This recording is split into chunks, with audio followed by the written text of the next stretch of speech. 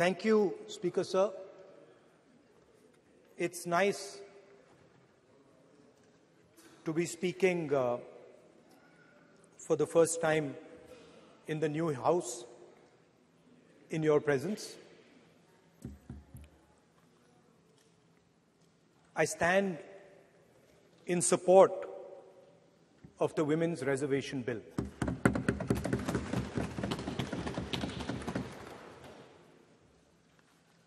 Yesterday, I was listening to the discussion, and the issue of the Sengol came up. And there was a conversation, a to and fro, about the Sengol. And also a little bit about the conversation about the transfer of power from the British to the people of India. Before handing over power to the people of India, the British asked the leadership of the freedom movement, who are we going to transfer power to? And of course, there was a little bit of arrogance in this statement, because they viewed India as a poor country. And the revolutionary answer that our freedom fighters gave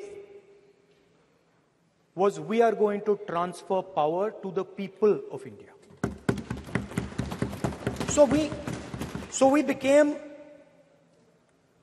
a country that from its inception gave the vote to all our women. And this was a revolutionary thing at the time. We also gave the vote to every single community. And the vote was a mechanism of transfer of power. It was designed to further transfer power to the people of India. And if you look at the journey from independence, it's been that journey. It's been a constant transfer of power, more and more and more power to the people of India, on one side. And on the other side,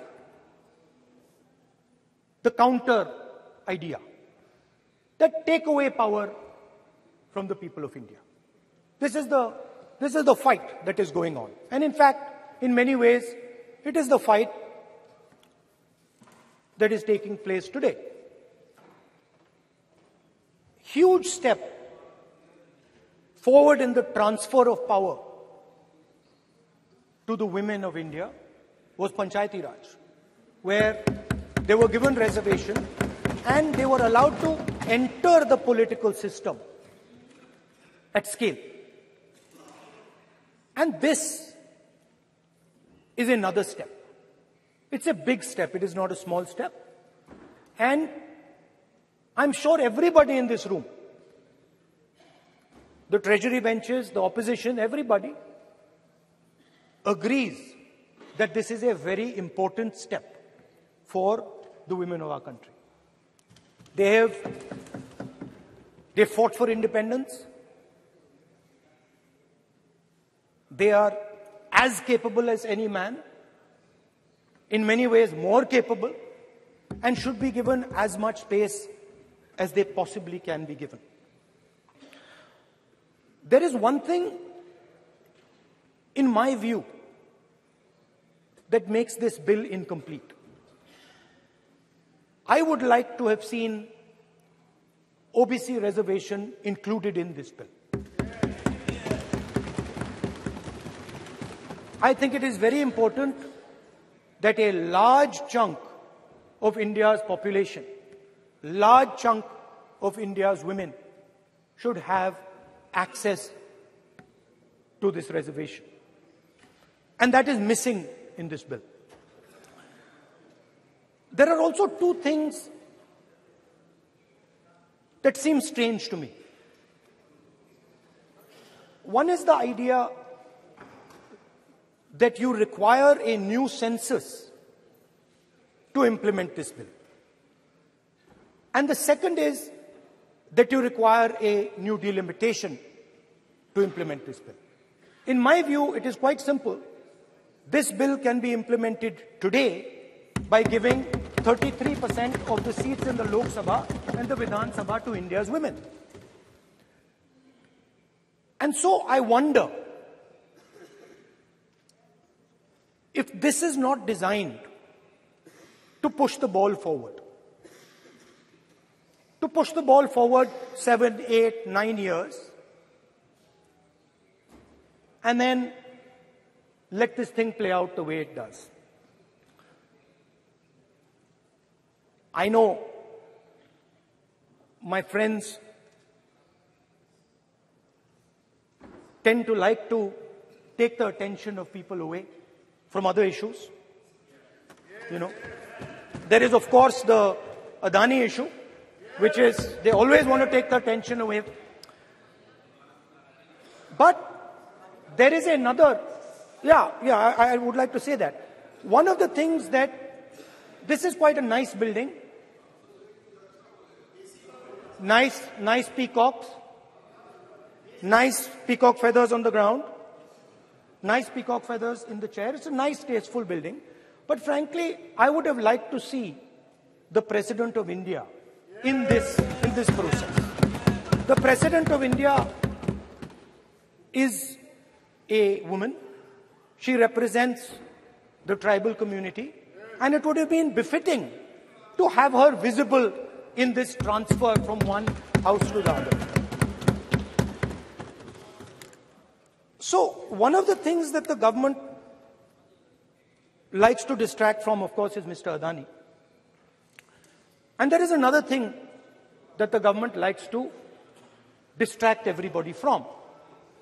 And that thing is called the caste census. For some reason, and I don't quite understand what this reason is, the moment the opposition raises the issue of caste census, the BJP tries to create a new distraction, a new sudden, event, so that the OBC community and the people of India look the other way. In my research for this speech, I took a look at the different institutions that define how our country moves forward. There are many. There is the Lok Sabha, Rajya Sabha, Vidhan Sabhas. There is the bureaucracy. There is the press. And there's the judiciary. And I looked with an eye to understand what is the participation of the OBC community in these institutions. मतलब हमारे जो institutions हैं उनमें OBC की भागीदारी कितनी है, ये सवाल मैं पूछ रहा था और मैंने अलग अलग इंस्टीट्यूशंस में थोड़ा रिसर्च किया. जो सेंट्रल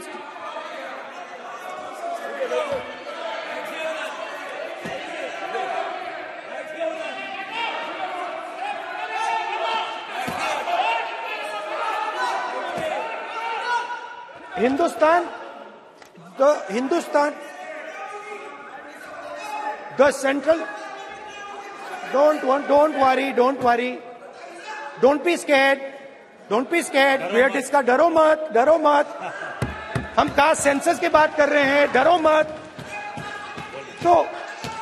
तो मैंने, I checked, simple thing I did. I said, look, what is the most important set of people in the government of India? The people who define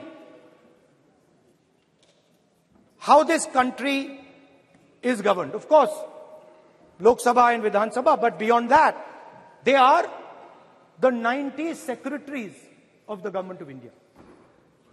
90 people, secretaries, are responsible for managing the core of the government of India. And I ask myself the question, how many of the 90 people come from the OBC community? And I was shocked and shattered by the answer. मैंने ये सवाल पूछा कि ये जो 70 secretary हैं, 90 secretary हैं, ये जो हिंदुस्तान की सरकार को चलाते हैं, जो बजट को चलाते हैं, इनमें से ओबीसी कितने हैं? नरेंद्र मोदी जी प्रधानमंत्री हैं, ओबीसी के लिए काम करते हैं। मैंने ये सवाल पूछा। मैं आपको जवाब देना चाहता हूं, हिंदुस्तान के सेक्रेटरीज 90 में से सिर्फ 3 ओबीसी से हैं। और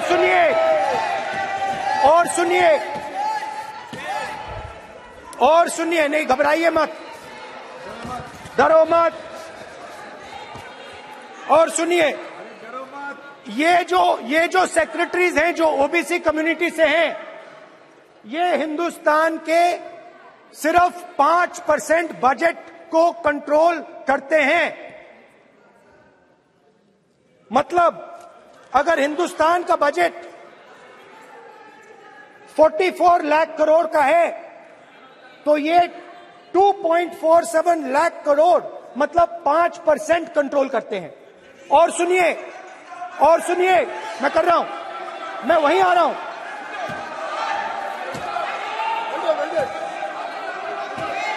मतलब ये जो है आप ओबीसी की बात नहीं सुनना चाहते, ओबीसी की बात नहीं सुनना चाहते, ओबीसी की बात नहीं सुनना चाहते, ओबीसी की बात नहीं सुनना चाहते।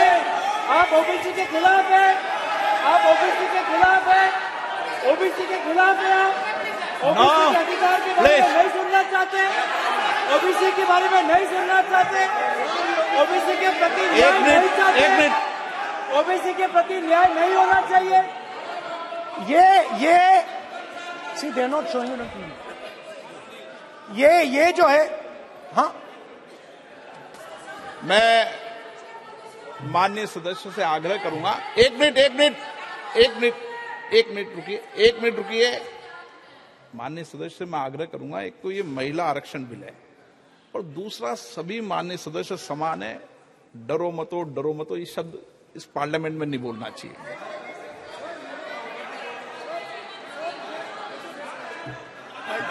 सर, ये जो डिस्कशन है, sir, speaker sir, this discussion, this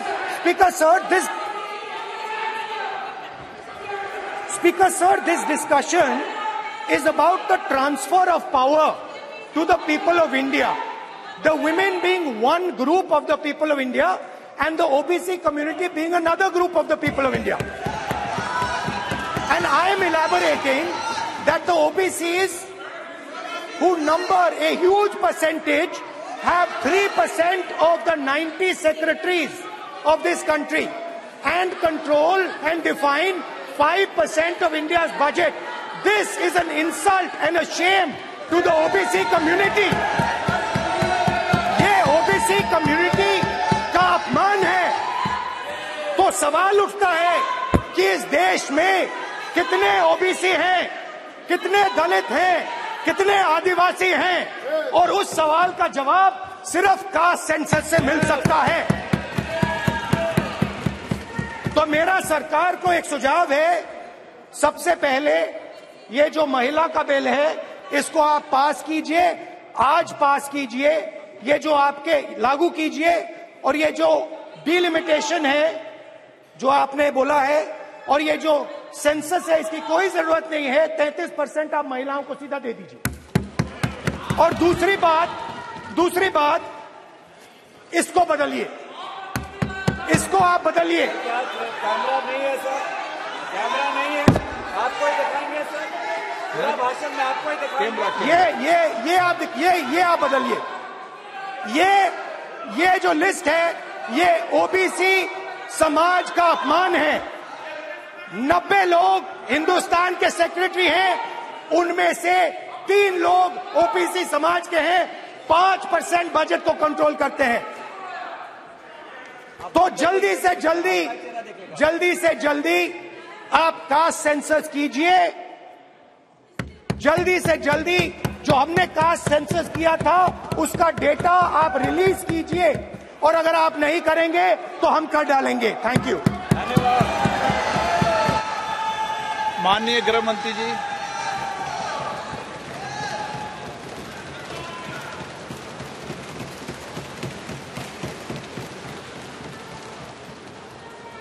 माननीय अध्यक्ष जी, सबसे पहले मैं आपका धन्यवाद करना चाहता हूं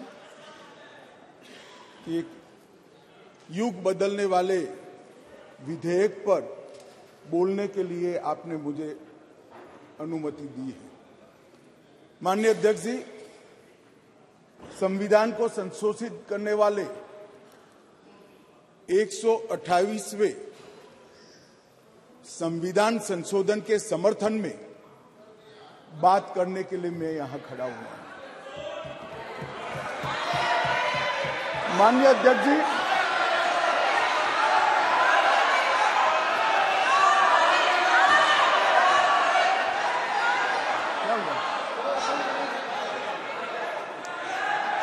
माननीय अध्यक्ष जी, जिसको जाना है डरिए मत, करिए मत। अरे भाई डरो मत। नो, जिसको जाना है जाने दिया। ऐसे क्यों? प्लीज, कोई भी सदन में रुक सकता है, जा सकता है। माननीय अध्यक्ष जी, प्लीज, नो। माननीय अध्यक्ष जी,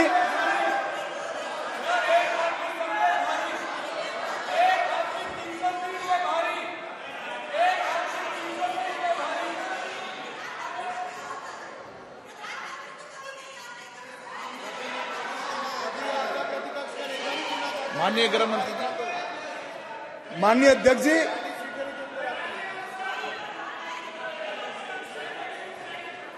कल का दिन भारतीय संसद के इतिहास में स्वर्ण अक्षरों से लिखा जाएगा। कल गणेश चतुर्थी थी, कल संवत्सरी थी, कल नए सदन का पहली बार कार्य का श्री गणेश हुआ, और कल ही के दिन वर्षों से जो लंबित था वो महिलाओं को आरक्षण अधिकार देने का बिल इस सदन में पेश हुआ। माननीय अध्यक्ष जी, आपके माध्यम से मैं इस सदन के नेता और देश के प्रधानमंत्री श्रीमान नरेंद्र मोदी जी को हृदय से साधुवाद देना चाहता हूं कि 140 करोड़ की आबादी में 50% जिसका हिस्सा है वो मातृशक्ति को सच अर्थ में सम्मानित करने का काम माननीय प्रधानमंत्री जी ने किया। माननीय अध्यक्ष जी, ये जो संविधान संशोधन है, ये संविधान संशोधन जैसे ही दोनों सदन सबके सहयोग से पारित करते हैं, उसके साथ ही देश की लोकसभा और देश के सभी राज्यों की विधानसभाओं में 1/3 स्थान मातृशक्ति के लिए आरक्षित हो जाए। इसलिए ये बिल के अंदर अनुच्छेद 239 ए जो दिल्ली की विधानसभा से संबंधित है, उसमें बदलाव लेकर मेरे साथी मंत्री मेघवाल जी आए हैं। नया अनुच्छेद 330 ए जो लोकसभा में 1/3 मातृशक्ति का आरक्षण करेगा। नया अनुच्छेद 332 ए जो राज्यों की विधानसभा में 1/3 मातृशक्ति का आरक्षण करेगा और इसके साथ साथ एससी और एसटी वर्ग के लिए जितनी भी सीटें रिजर्व है उसमें भी 1/3 सीटें मातृशक्ति के लिए आरक्षित हो जाएगी। माननीय अध्यक्ष जी, इसके साथ महिलाओं के अधिकार की एक लंबी लड़ाई का अंत हो जाएगा और जिसकी कल्पना इस G20 की बैठक में सम्माननीय नरेंद्र भाई ने समग्र विश्व के सामने रखी, वुमन लेड डेवलपमेंट, उसके नए युग के श्री गणेश इसी बिल से होने जा रहे हैं। क्योंकि अब इस देश की माता, इस देश की मातृशक्ति, इस देश की बेटी न केवल नीतियों के अंदर अपना हिस्सा पाएगी, नीति निर्धारण करने में भी अपने पद को सुरक्षित कर पाएगी। माननीय अध्यक्ष जी, कुछ पार्टी के लिए महिला सशक्तिकरण एक पॉलिटिकल एजेंडा हो सकता है। कुछ पार्टियों के लिए महिला सशक्तिकरण, माननीय अध्यक्ष जी, एक राजनीतिक मुद्दा हो सकता है। कुछ पार्टियों के लिए महिला सशक्तिकरण का नारा ये चुनाव जीतने का एक हथियार हो सकता है, परंतु मेरी पार्टी और मेरे नेता नरेंद्र मोदी जी के लिए महिला सशक्तिकरण राजनीतिक मुद्दा नहीं है।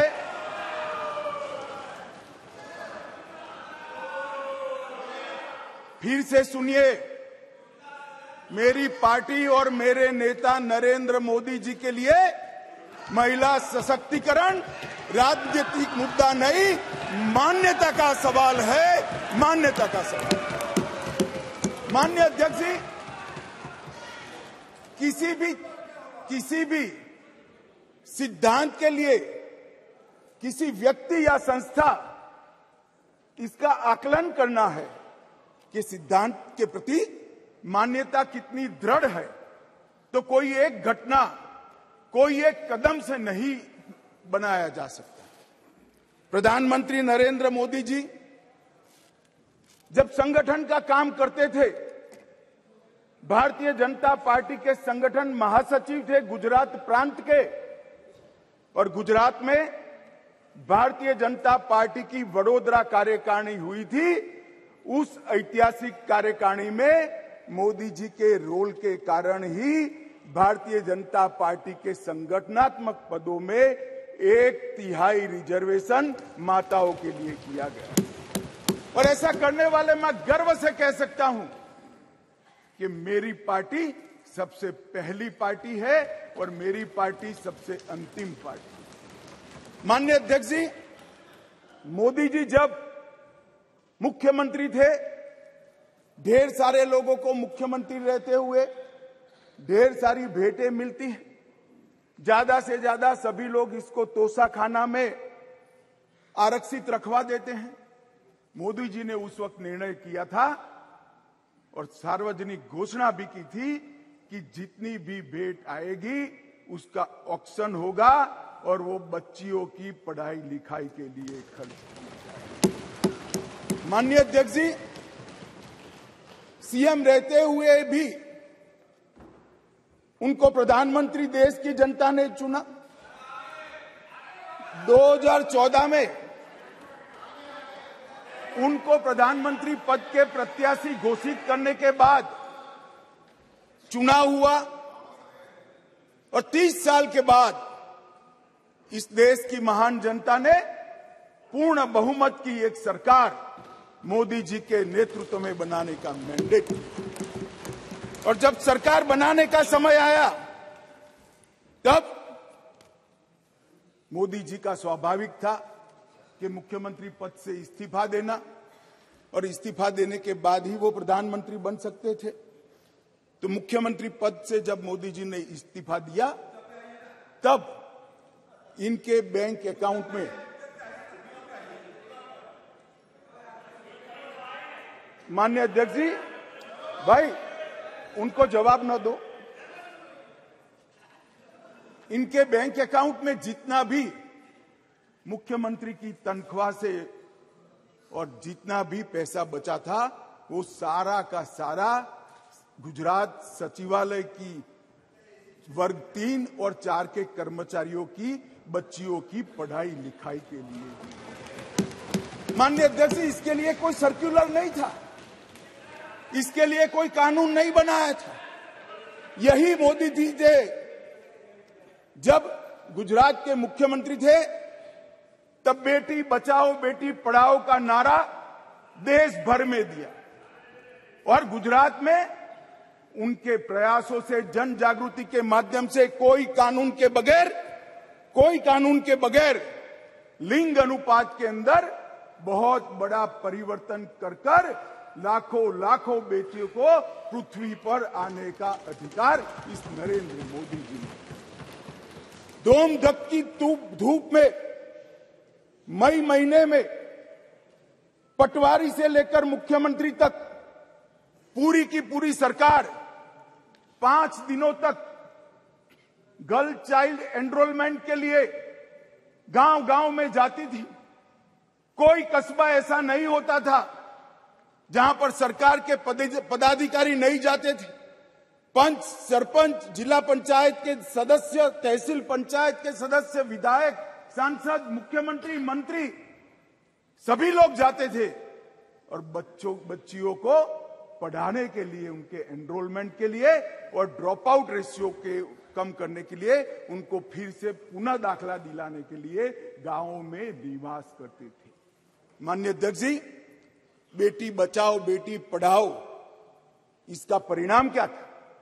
एक और तो लिंग अनुपात में बहुत बड़ा अंतर आया और दूसरी ओर कांग्रेस पार्टी जो लेगेसी छोड़कर गई थी गुजरात में, उसमें प्राइमरी एजुकेशन में 37% ड्रॉप आउट रेशियो था और मोदी जी जब मुख्यमंत्री से प्रधानमंत्री बनने के आए तब वो 30% ड्रॉप आउट रेशियो घटकर 0.70%।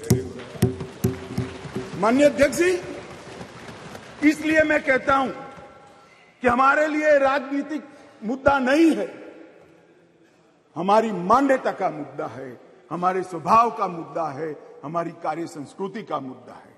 माननीय अध्यक्ष जी, जहां तक नरेंद्र मोदी जी की केंद्र में सरकार बनी, ये कह रहे हैं कि पहले भी हुआ था, पहले रोक लिया गया, ये सब बातें तो मैं बाद में बताता हूं, परंतु ये जो महिला सशक्तिकरण की बात है, ये संविधान संशोधन से जुड़ी हुई नहीं है। महिलाओं के लिए सुरक्षा, सम्मान और सहभागिता, ये तीनों चीजें जिस दिन मोदी जी ने इस देश के प्रधानमंत्री पद का शपथ लिया, जिस दिन से भारतीय जनता पार्टी की सरकार बनी, ये सरकार का श्वास और प्राण दोनों बने हुए हैं। माननीय अध्यक्ष, कई ऐसी चीजें हैं जो हुई है। आज मैं कहना चाहता हूं माननीय अध्यक्ष जी, जिस दिन मोदी जी इस देश के प्रधानमंत्री बने, इस देश के 70 करोड़ लोग ऐसे थे जिनके घर में बैंक अकाउंट नहीं था। मोदी जी ने जनधन योजना चालू करी, बैंक अकाउंट खोलने का अभियान चालू किया, 52 करोड़ बैंक अकाउंट खोले गए और 52 करोड़ बैंक अकाउंट में से 70% बैंक अकाउंट माताओं के नाम से खोले गए। माननीय अध्यक्ष जी, माताओं के नाम से आज महिला सशक्तिकरण हुआ है। सारी योजनाओं का जो पैसा जा रहा है, माननीय अध्यक्ष जी, किसने 10 मिनट दिए मुझे? आप वहां बैठकर टाइम दोगे? अरे सुनने की आदत डालो भाई, आप वहां बैठकर मुझे टाइम दोगे? माननीय सदस्य प्लीज, मैं मेरी पार्टी के टाइम में बोल रहा हूं। आप कौन फैसला करने वाले होते हैं? माननीय गृह मंत्री जी। माननीय अध्यक्ष जी, आज कोई भी स्कीम का पैसा जाता है तो वो महिला के बैंक अकाउंट के अंदर जाता है। माननीय अध्यक्ष जी, कांग्रेस ने इस देश में 5 दशक से ज्यादा शासन किया। 11 करोड़ परिवार ऐसे थे जहां शौचालय नहीं था।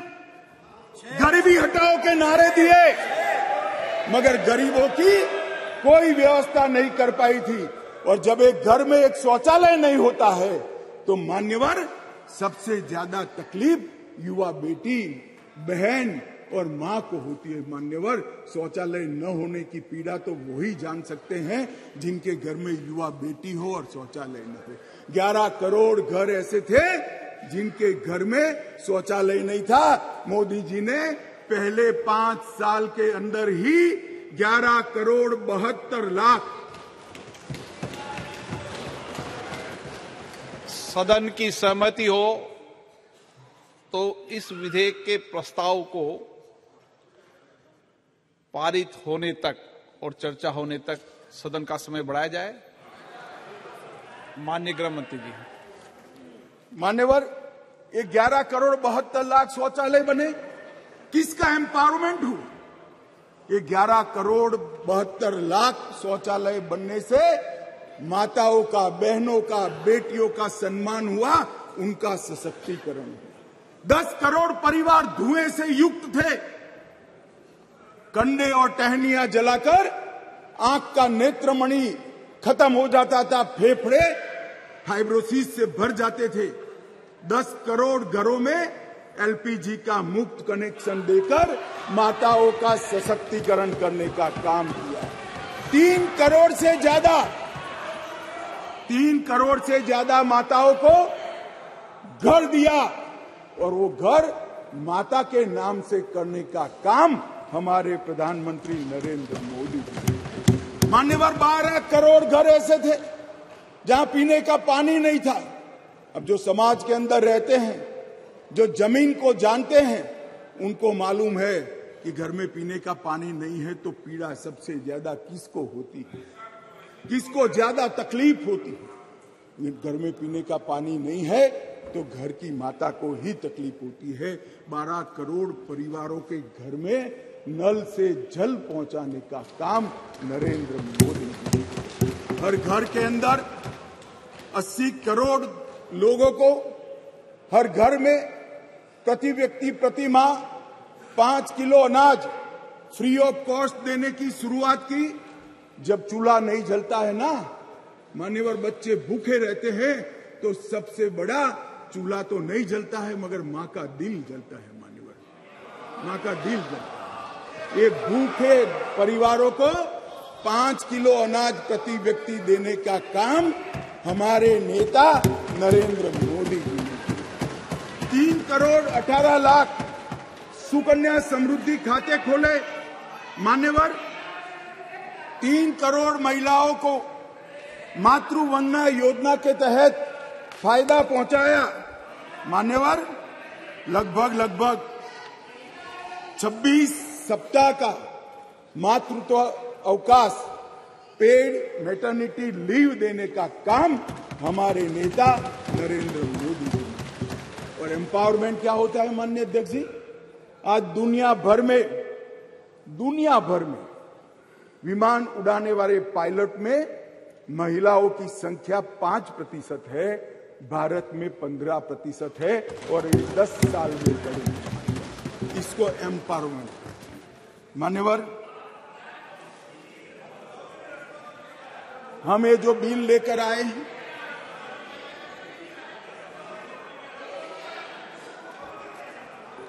मान्यवर, ये जो बिल लेकर हम आए हैं, कई सारी साथी महिला सांसदों ने कहा कि महिला को रिजर्वेशन देकर नीचा नहीं दिखाना चाहिए। महिला भी उतनी ही सशक्त है जितना पुरुष सशक्त है। मैं आपसे एक कदम आगे जाता हूं। महिला पुरुष से भी ज्यादा सशक्त है, महिला पुरुष से भी ज्यादा। मगर समाज व्यवस्था ऐसी बनी है जिसके अंदर इस आरक्षण से अब डिसीजन मेकिंग में, पॉलिसी मेकिंग के अंदर महिलाओं की भागीदारी सुनिश्चित कर दी जाएगी। ये सम्मान करने के लिए एक आरक्षण है। मान्यवर, इस देश में जो भी रहता है, जिसकी जड़ें भारत से जुड़ी है, वो कोई भी महिला को कमजोर बनाने की गलती नहीं कर सकता। मान्यवर, दुर्गा, सरस्वती और लक्ष्मी 3 स्वरूप है देवियों के। दुर्गा शक्ति का स्वरूप है, सरस्वती विद्या का स्वरूप है और लक्ष्मी ऐश्वर्य का, वैभव का स्वरूप है। ये तीनों स्वरूपों में हमारे पुरखों ने, हमारी संस्कृति ने मां की ही कल्पना की है, कहीं और किसी की कल्पना नहीं की। मान्यवर, मगर प्रॉब्लम क्या है, प्रश्न क्या है? जड़ें भारत से नहीं जुड़ी है। मैं कहना नहीं चाहता जड़ें कहां जुड़ी है। जड़ें अगर भारत से जुड़ी है तो तकलीफ नहीं पड़ती। मान्यवर, मैं आज आपको कहना चाहता हूं, हजारों वर्ष से हमारे सांस्कृतिक प्रवाह और हजारों वर्ष के हमारे देश के इतिहास के अंदर कई सारी ज्ञान की नई नई विधाएं और ज्ञान के नए नए आयाम हुए हैं। कहीं वेदों की ऋचा है, कहीं उपनिषदों के मंत्र हैं, कभी पुराणों के श्लोक पढ़े हैं। ऋग्वेद के कुल 422 मंत्रों में महिलाओं का महिमा मंडन करने का काम हमारे ऋषियों ने किया है। वेदों की रचना में योगदान देने वालों में गार्गी, मैत्रेयी, घोषा, विश्वम्भरा, श्रद्धा, संध्या, देवयानी, सची, अदिति, लोपामुद्रा, ये सारी माताओं ने वेदों को संवेदना से परिपूर्ण कर कर समग्र चराचर की चिंता करने वाली बनाए। माननीय अध्यक्ष जी, कहा जाता है अदिति को इंद्र की मां कहा जाता है। मान्यवर, अदिति चारों वेदों में पारंगत थी और चारों वेदों को पूर्ण करने में उन्होंने बहुत बड़ी भूमिका निभाई। मान्यवर, शासन की बात करें तो 10वीं शताब्दी में कश्मीर की रानी दिद्दा, कातकीय वंश की रुद्रमा 13वीं शताब्दी में रानी दुर्गावती, शिवाजी को शिवाजी बनाने वाली जिजाऊ, रानी चेन्नम्मा, महारानी अब्बका और महारानी लक्ष्मीबाई को इस देश का समाज और इतिहास कभी भूल नहीं सकता। मान्यवर, शिक्षा और समाज सेवा के क्षेत्र में गार्गी, मैत्रेयी, सुलभा, वड़वा, प्रतिथेयी, अरुंधति और सावित्रीबाई फुले ने इस समाज को संपूर्ण बनाने के लिए अपना योगदान दिया। हमें बिल जो लेकर आए हैं मान्यवर, ये भाव से लेकर नहीं आए। एक प्रकार की समाज व्यवस्था बनी है और समाज व्यवस्था में एक क्षति है। एक क्षति को सुधारने के लिए, महिलाओं को प्रतिभागिता बढ़ाने के लिए, उनका सम्मान करने के लिए 50% आरक्षण लेकर आज हम यहां पर आए हैं।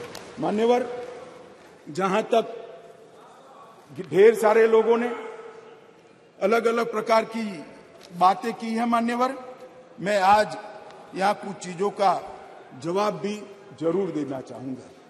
मैं इससे पहले स्पष्ट कर देता हूं, कोई ये जवाब को अपने दिल से न लगा ले। मैं किसी भी दल के खिलाफ बोलना नहीं चाहता। बहुत मौके आएंगे जहां राजनीतिक उत्तर देने की जरूरत होगी, दमखम के साथ देंगे, डट कर देंगे। परंतु एक ऐसा मौका है जिसमें ये सदन ने समग्र देश को ही नहीं मान्यवर, आपके माध्यम से समग्र विश्व को ये संदेश देने की जरूरत है कि मोदी जी ने जिसकी कल्पना करी, एक वुमन लेड डेवलपमेंट के लिए पूरा सदन एक मत। मान्यवर, मगर कुछ चीजें यहां कही गई है, इसलिए मेरा बहुत जरूरी है कि इसकी स्पष्टता कर दी जाए।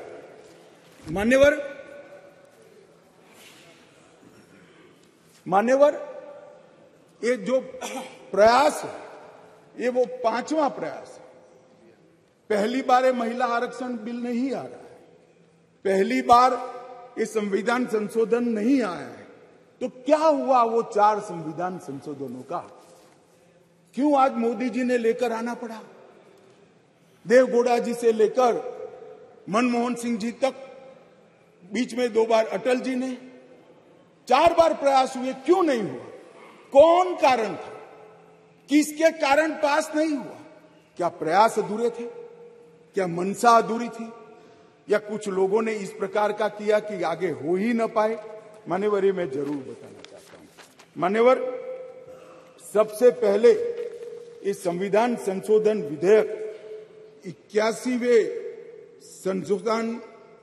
संशोधन विधेयक के रूप में 12 सितंबर 1996 में आया, देवगौड़ा जी लाए।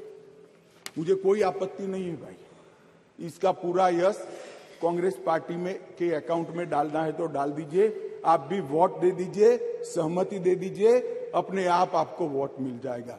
परंतु मैं जो स्थिति है, जो सच्चाई है, वो देश की करोड़ों माताओं बहनों को बताना चाहता हूं। ये विधेयक को पहली बार लेकर आए एचडी देवगौड़ा प्रधानमंत्री जी थे, तब ये सरकार लेकर आई। मान्यवर, उस वक्त कांग्रेस पार्टी विपक्ष में बैठा करती थी। देवगौड़ा जी की नहीं, और उनके ही कारण गिर गई थी, सरकार में नहीं थे, सरकार में नहीं थे। अरे बैठो यार। मान्यवर, विधेयक सदन में रखने के बाद विधेयक को गीता मुखर्जी की अध्यक्षता में एक संयुक्त समिति को दे दिया गया और संयुक्त समिति ने 9 दिसंबर 1996 को अपनी रिपोर्ट दे दी, परंतु दुर्भाग्य से विधेयक कभी सदन तक पहुंच नहीं पाया, आया ही नहीं। क्या हुआ मालूम नहीं। और जब 11वीं लोकसभा का विघटन हो गया तो अनुच्छेद 107 के तहत इस विधेयक को लैप्स माना गया और विधेयक वही चला गया। मान्यवर, फिर अटल जी प्रधानमंत्री बने। 14 दिसंबर 1998 में 84वां संविधान संशोधन विधेयक आया और ये विधेयक 12वीं लोकसभा के विघटन के साथ समाप्त हो गया, क्योंकि इसको पेश ही नहीं करने दिया। कुछ दृश्य हुए थे, इस सदन में मैं बोलना नहीं चाहता। अडवाणी जी के हाथ से बिल छीन लिए गए। नहीं, वो ठीक है भैया। नहीं, अभी भी कर रहे हो ना आप, अभी भी कर रहे हो मान्यवर। और 12वीं लोकसभा के साथ अनुच्छेद 107 के तहत वो विलोपित हो गया। फिर 13वीं लोकसभा में अटल जी ही प्रधानमंत्री थे और हम फिर से बिल लेकर आए और उस पर भी चर्चा नहीं हो पाई। अब किसने नहीं की, किसने नहीं की, इसमें मैं जाना नहीं चाहता, क्योंकि आज मैं किसी को दोषारोपण करने के लिए नहीं आया हूं। मगर इस संसद ने, इस सम्मानीय गृह ने कभी न देखे हो इस प्रकार के कुछ दृश्य 13वीं लोकसभा में देखे, जो पुराने अनुभवी सांसद है उन्होंने देखे हैं मान्यवर। और वो भी अनुच्छेद 107 के तहत विलोपित हो गया। इसके बाद में संविधान का 108वां संशोधन डॉक्टर मनमोहन सिंह जी लेकर आए। मनमोहन सिंह जी संशोधन लेकर आए, वो पहले राज्यसभा में रखा, राज्यसभा में संशोधन पारित हुआ, उसके बाद में लोकसभा में लाने का मौका ही नहीं हुआ और वो विधेयक भी विलोपित हो गया। तो कल जो मैं कहता था अधीर रंजन जी कि विधेयक, आपने कहा कि विधेयक अभी लंबित है, लंबित नहीं है, जिंदा नहीं है, जीवित भी नहीं है। बैठ जाओ, मैं समझा देता हूं। आप बैठ जाइए, मैं समझा देता हूं। मान्यवर, जब लोकसभा का विघटन होता है, लोकसभा जब विघटित हो जाती है तो अनुच्छेद 107 के तहत लंबित विधेयक जितने भी है वो विलोपित हो जाते हैं, यहां पर नहीं रहते। नहीं, कल उन्होंने सवाल किया था कि विधेयक क्यों फिर से लाना पड़ा, हमारा विधेयक पड़ा है, नहीं पड़ा है, इसलिए विधेयक फिर से लाना।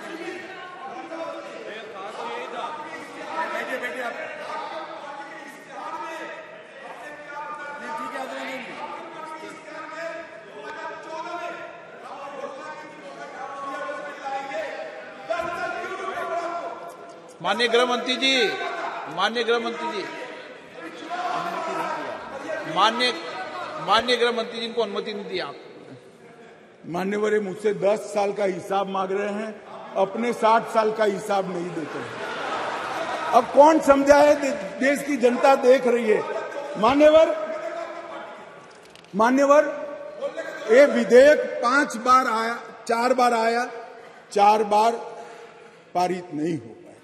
हर बार इस देश की मातृशक्ति को हमारे सदन ने निराश किया है।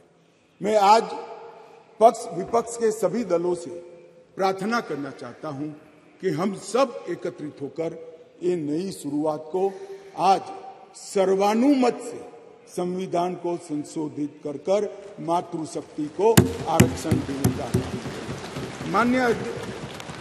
मान्यवर, मैंने पहले ही कहा कि मैं कोई राजनीतिक उठापटक या जवाब देना नहीं चाहता, परंतु कई सारे सवाल उठाए गए।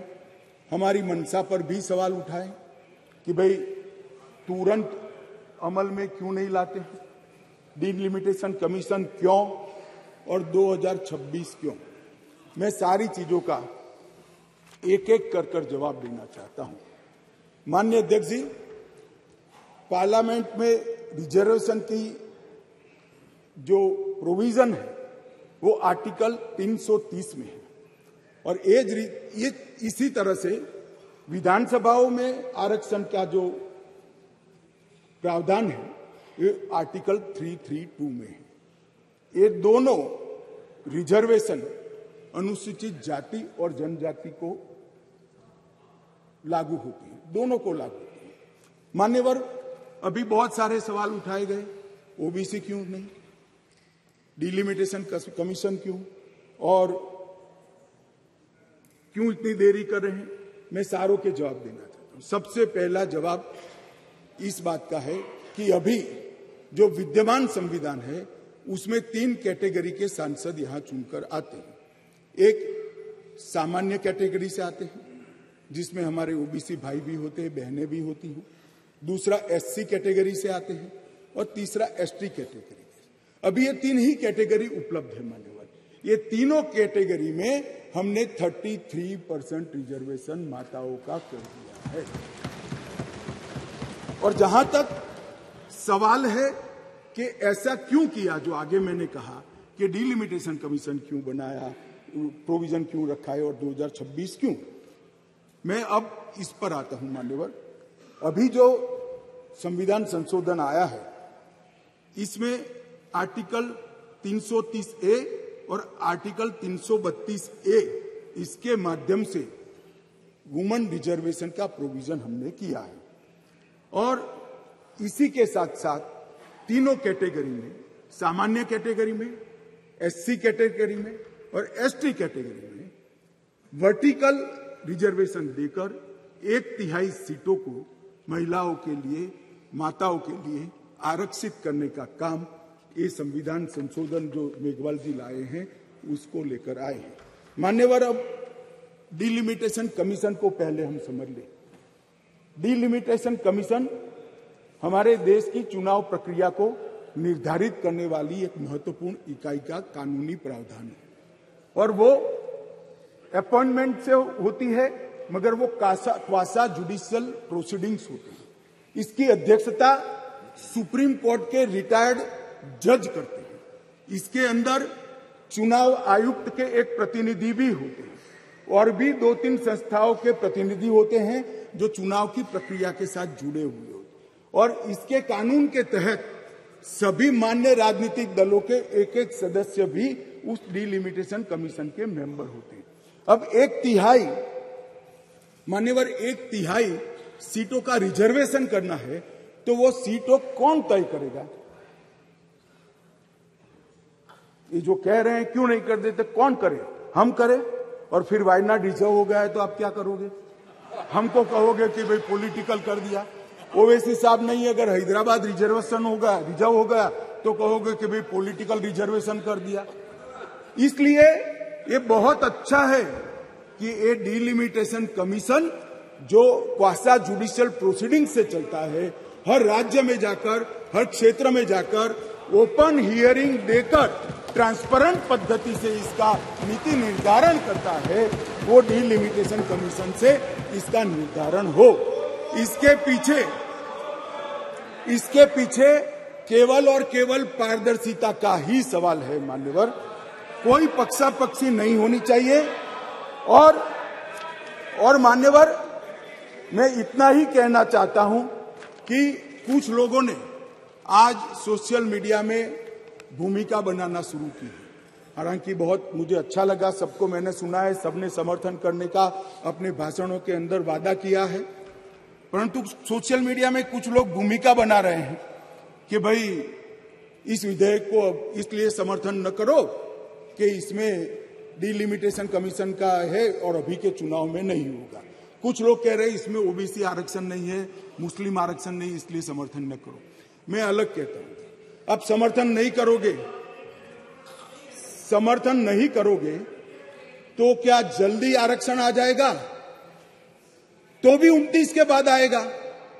समर्थन कर दो, गारंटी हो गई, फिर जो सरकार आएगी उसमें जो बदलाव करेगी वो भी होगा।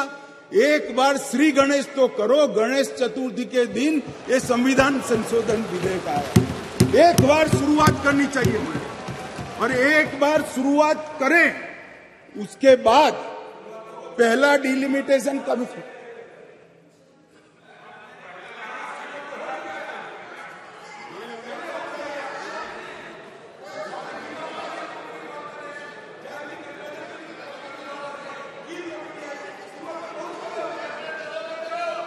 मगर पारित नहीं हुआ मान्यवर। ये कमेटी में रखना ही शुरुआत मानते हैं। इनके जो नारे हैं गरीबी हटाओ जैसे हैं, 50 साल हो जाए मगर गरीबी नहीं हटती।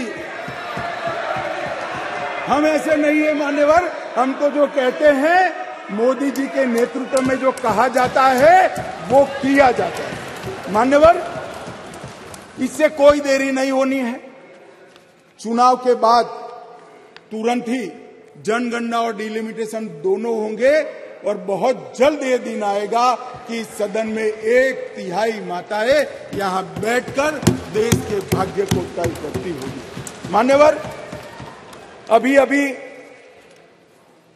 हमारे साथी सांसद अभी चले गए। उन्होंने कहा जो लोग चलाते हैं, अब सब लोगों की अपनी अपनी समझ होती है। उन्होंने कहा कि देश जो लोग चलाते हैं उसमें सिर्फ 3 ओबीसी है। अब इनकी समझ है कि देश सेक्रेटरी चलाते हैं, मेरी समझ है देश सरकार चलाती है। मान्यवर, संविधान की स्कीम है, देश की नीतियों का निर्धारण इस देश की कैबिनेट करती है, इस देश की सरकार करती है, इस देश की संसद करती है। और आंकड़े अगर आपको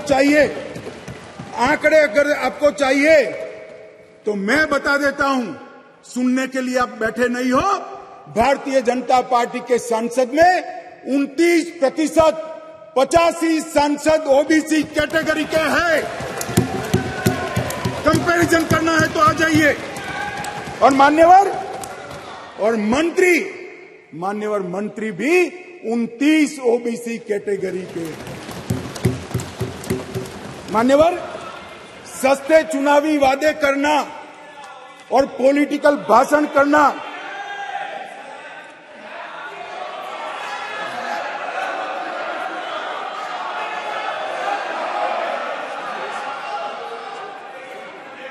दादा, नए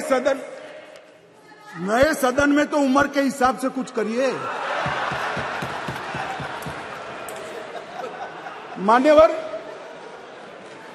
बीजेपी के ओबीसी एमएलए 1358 में से 365 है, 27% है। ये सभी ओबीसी का राग आलापने वालों से ज्यादा है। मान्यवर, बीजेपी के ओबीसी एमएलसी 163 में से 65 है, 65 है, 40% है। ये 33% की बात करते हैं। मान्यवर, चुनावी भाषण करना बहुत ठीक है, कोई एनजीओ बनाकर दे देता है, चिट्ठियां आकर पढ़ जाना ठीक है। भैया, मन से पिछड़ा वर्ग का कल्याण करने का काम हमारे नेता नरेंद्र मोदी जी ने किया। नरेंद्र मोदी जी जब पहली बार संसद के अंदर नेता चुने गए, मोदी जी जब पहली बार संसद के अंदर नेता चुने गए और कहा गया उनको भाषण करने के लिए, लिखा हुआ भाषण एक साइड पे रह गया। उन्होंने कहा 2014 में मेरी सरकार दलितों की सरकार है, आदिवासियों की सरकार है, पिछड़ों की सरकार है, महिलाओं की सरकार। और मान्यवर आज देश के 80 करोड़ गरीबों को घर, शौचालय, बिजली, पानी, दवाई, गैस का सिलेंडर और खाने के लिए अनाज देने के बाद आज माताओं के लिए 33% आरक्षण नरेंद्र मोदी जी लेकर आए हैं। और मोदी जी ने ये जो वादा किया था, मान्यवर, ये जो वादा किया था वो मोदी जी ने पूरा किया है।